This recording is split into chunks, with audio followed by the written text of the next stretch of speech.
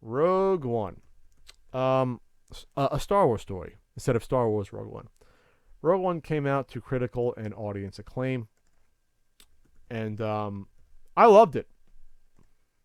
It could probably be, if not my third favorite, either my second or third favorite Star Wars movie out of the 8 ones that are out there, if you don't count the freaking Ewok TV ones, which I've actually never seen. As I tweeted, it was more mature, because there are some mature Star Wars films. Empire Strikes Back was pretty mature. But this treated the actual war as a complex subject. It wasn't just, well, the rebels are the good guys and do all good things, and then the Empire are evil and do all evil things. Then again, you didn't see a lot of good stuff the Empire's done, but it was a little more nuanced than black and white. There was some shade of gray there. This was directed by Gareth Edwards. I think he did a great job sort of bridging the gap and really making this almost part one of A New Hope, of episode 4, originally just A New Hope, because originally, there was no episode 4 on the scrolls as Star Wars, So, The Force Awakens comes out last year, and everyone complains that, well, it's just basically a redone of Star Wars episode 4. There are similarities, yes. They played it safe. I think they had to play it safe because, yeah, they spent billions of dollars and they couldn't have screw up. So maybe they went a little bit too safe. I'm not going to argue if they did that, but I still thought it was a fun movie. This, however, did not exactly play it safe. Not at all. But it was still a good movie. It still made a ton of money and still was a great time. Which shows that there is some room between total popcorn and taking a risk. There's some room in there. It's not all just 1 or 10. You can meet somewhere in the middle there. So, first off, what I liked about this movie is that the Jyn Erso character was a flawed character that I think went through a much better journey than the character of Rey from The Force Awakens. Now, you can say Rey was, she was overpowered. Some say she was a Mary Sue, whatever the hell that means. But Rey really, during the film, was just discovering that she had Jedi powers. I mean, really.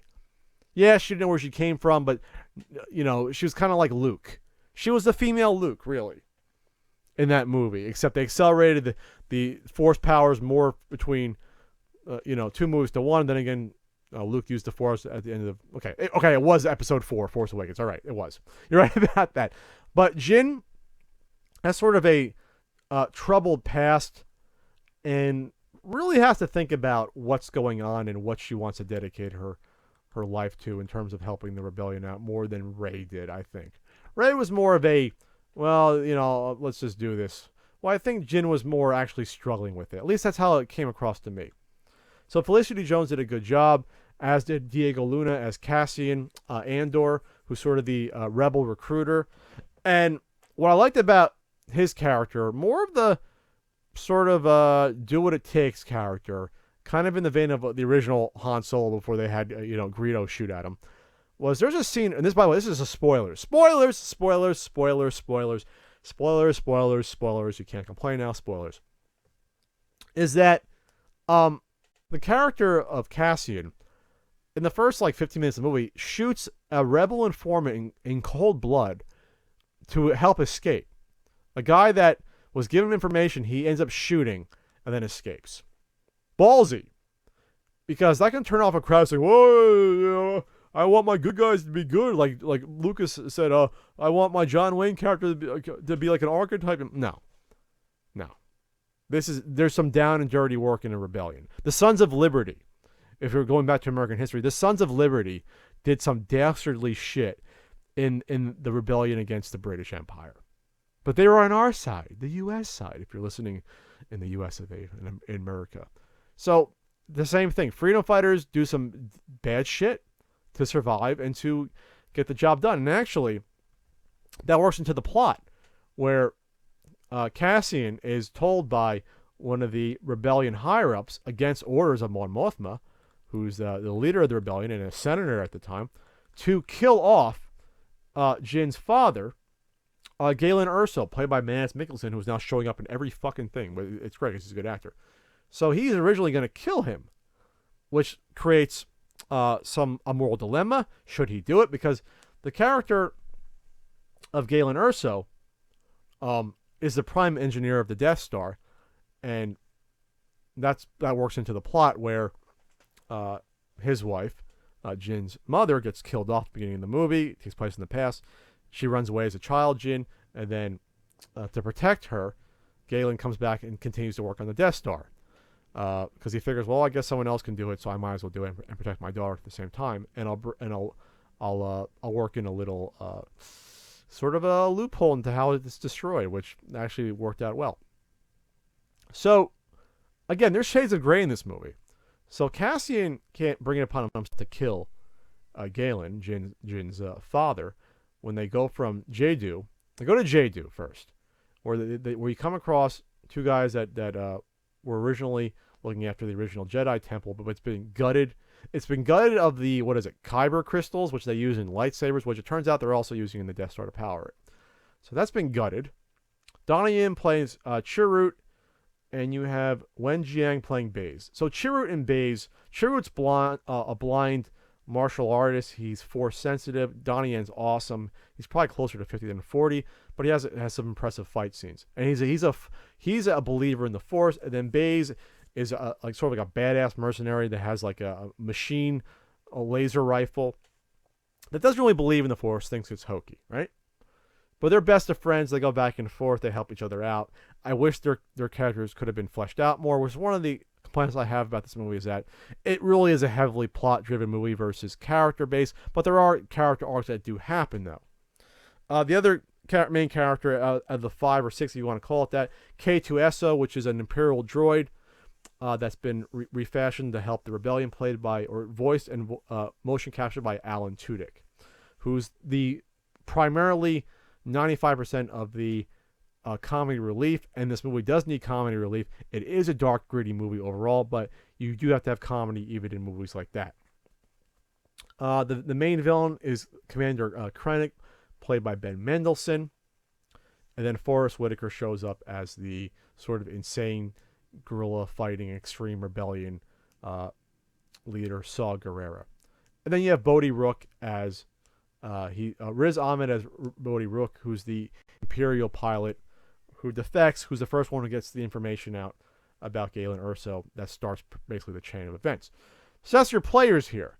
So you go from plot point to plot point. They go from Jeju to find out where Galen is. Then they go to the planet where Galen is, where Cassian is going to snipe and take out Jin's father. Jin has no idea this is going on. But then the villain Krennic shows up and threatens to kill everyone if he doesn't find out who leaked the information about the Death Star even existing. But then, this is where I like the movie. This is where the bold choices start happening. Is that the rebellion does a bombing run with X-Wings. They end up killing Jin's father, Galen, the prime engineer of the Death Star. Wasn't by a villain, which is what you predict was going to happen. War's dirty. Bad shit happens in war. And sometimes harsh decisions have to be made. And by the rebellion standpoint, that was probably a smart move. Take out that facility, take out those engineers working on it, and even the main one. Why not? And they called it a bombing run, and that's what happened. Very smart move. From that point, it goes to the outstanding, I'd say, final 40, 45 minutes or so. The huge set piece on the planet where the Imperial documents are being stored. And that entails a vicious ground battle between about 20 rebels at first, including the 5 main characters, and then a awesome dogfighting space battle, arguably the best one in the entire series. I probably liked it a little bit more even than Return of the Jedi because the objectives were clear with that space battle. It was choreographed well. You know what was going on. You know that they were trying to get down. The shield generator that covered the entire planet physically and also prevented the signal from getting out at the same time. So they had a clear objective, and then people on the ground had an objective to get the uplink to find the data cartridges, but also then get the uplink to the satellite and deliver the data cartridges of the Death Star plans to that uplink, and then transmit it out once the shield was down. So there was lots of things going on at the same time, but it was easy to follow. And the direction was such that you knew where the rebels were all the time and what was happening. And geographically what was happening. Very important. I always talk about that in movies, that you have to have the geography not only right in action scenes, but make sure the audience follows what's going on. So, some pleasant surprises in this movie. Archival footage of Red Leader and Gold Leader. So, and these guys showed up in Episode 4, A New Hope. So, the Red Leader was the guy who controlled the X-Wings and Luke, and was the commander who ends up getting killed. And Gold Leader for the Y-Wings, which are the bombers, and he ends up getting killed as well, I believe. Yes, he gets killed. So, pleasantly surprised to see that. It wasn't like, CG. They had a lot of extra footage left over, because they had these guys record a lot of lines. So that was great. I got excited to see that, because they did such a good job linking this movie to Episode 4. Not just with stuff like that, but by how the looks of everything was. The rebels with the goggles and how the outfits were. Just spot on, as close as they could get with Episode 4. So really good job there. The other surprise, I'll give it away right now. Spoilers. Peter Cushing, CG, Peter Cushing as Tarkin. They did a good job. I mean, I could tell it was CG, but hell, this wasn't as bad as like CG from Tron Legacy. I know that's not saying much, but they did a good job. My girl didn't know that wasn't a real actor when she was watching. Afterwards, I was like, "You realize that was a CG character, right?" She's like, "Oh my god," she had no idea. Maybe she's not in tune to knowing that, but that's as good as they could do. The voice was spot on. I know people are going to complain, "Oh, it looks so fake."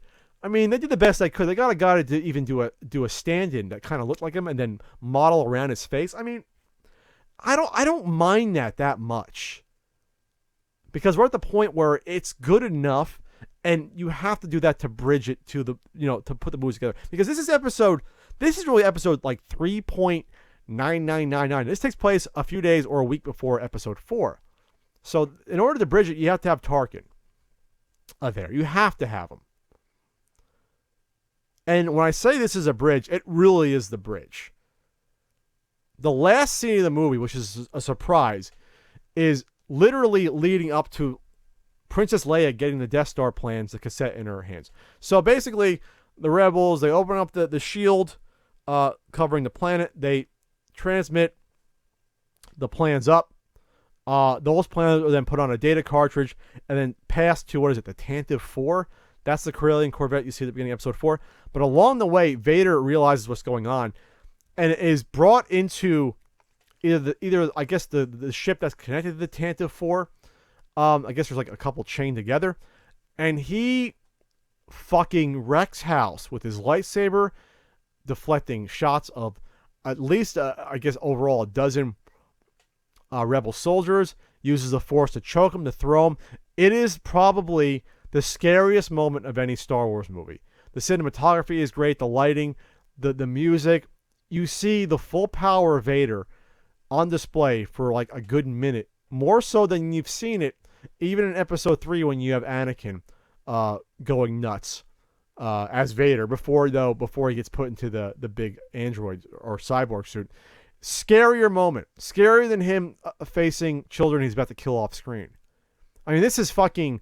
You have the rebel soldiers fearing for their lives, and rightfully so, because they're about to be killed, trying to pass the data tape to other soldiers in the next sort of cut off, like almost like hallway where the doors almost closed, and they're not even want to take it. They want to escape too. So they're giving their lives literally to get these plans to the Tantive 4, which is again what's attacked at the beginning of Star Wars, which again leads off to the very beginning of the next movie, Episode 4. Great job with that scene with Vader. Scary as hell.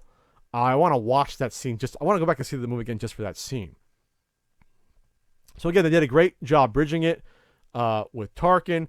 The scene, this adds so much more to the scene in Episode 4, where Tarkin walks in saying, the Senate's been abolished. Governors now have direct control over their planetary systems. Because after all the bullshit you see in Rogue One, I guess the Emperor gets fed up with all the bullshit and says, okay, that's enough. We don't need the Senate anymore. Because Mon Mothma, who was, remember, was in Return of the Jedi, they got a younger actress that kind of looks like her to play her, 34 years later. She's a senator still in Rogue One, but then the Senate's immediately dissolved after these events. Like, Emperor's not playing around anymore. Absolutely not. And remember, even that opening crawl connects these stories. Rebels striking from a hidden base have won their first battle against the evil Galactic Empire. That's what's on display in Rogue One the last 45 minutes. That's their first victory, and it's a big one. And then saying that during the battle, they got the plan. So what's important about Rogue One is that, unlike the prequels, which to me mar the original movies, Rogue One makes the original Star Wars, I think, a richer experience. It adds to it, knowing what happened immediately before. It's almost like this is like episode 1A, or excuse me, episode 4A, and then episode 4 New Hope is, right afterwards. It's almost like you should watch them back to back. Almost. Not entirely, obviously. There's different technology, different writing, different direction, but they did a good job not ruining that. Not like saying, oh, Darth Vader built C-3PO and that bullshit, but actually enhancing the story that was already there and not detracting from it. And I'll get to one other point about this before I move on. I want to talk about the reshoots. And it's obvious that there were reshoots after watching this movie. Obvious. You go back and watch, there's 3 trailers. There's original teaser and 2 trailers. That original teaser has so many shots in it and lines that did not end up in this movie I just saw. From like, this is rebellion. I rebel. From little quips like that were taken out, thankfully, because there was bad attempts at comedy, to even the final shot where she turns around in the hallway. What will you become? I didn't talk about Siri. I didn't say that. Like, what will you become when they find you? What will you, that wasn't in the movie. But there were action shots not in the movie that really give you, not even hints, tell you almost straight out what was changed. So what was changed, it looks like, what was reshot was a lot of stuff in the third act when they're on that, I guess, tropical planet fighting to get the Death Star plans. In the original teaser, there's about 3 or 4 shots that give it away. In the original teaser, there's a shot of Jyn already having the plans, along with Cassian, as well as the droid K2SO, running with the plans while there's troopers also running. Like, they got the plans, they're running out. That doesn't happen in the movie. Again, spoilers. In the movie, there's the whole battle to find the plans in the library, and then K2SO goes out like a champ, sacrificing himself, getting shot up by stormtroopers to save them, to buy them time. So obviously that was changed. There's a shot of all the heroes running. Jyn, Cassian, Chirrut, and played by Donnie Yen, and then Baze are running across, seemingly after they have the plans, running across, trying to desperately get to the uplink station, which is changed from in the movie being connected to where the Imperial archives are to being separate, that they have to run to. So they simplified the ending. So now they're running in this teaser, they're running across and trying to dodge at fire.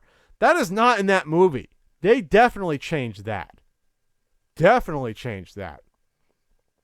The shot of Ben Mendelsohn's character, Krennic, seeing the battlefield with like dead troopers and flames, and his cloak sort of ominously going over the water, probably approaching the heroes as they try to go to that separate uplink station. That's gone from the trailer. Gone entirely. So what happened here?